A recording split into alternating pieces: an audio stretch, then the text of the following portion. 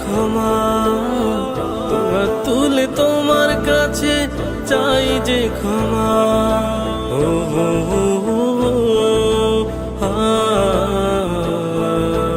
ও হো হো হো,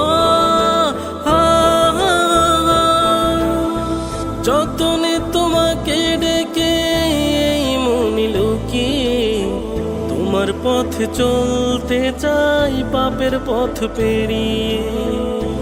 ও যতনে তোমাকে ডেকে মনি লুকিয়ে তোমার পথে চলতে চাই পাপের পথ পেরিয়ে। তোমার রহম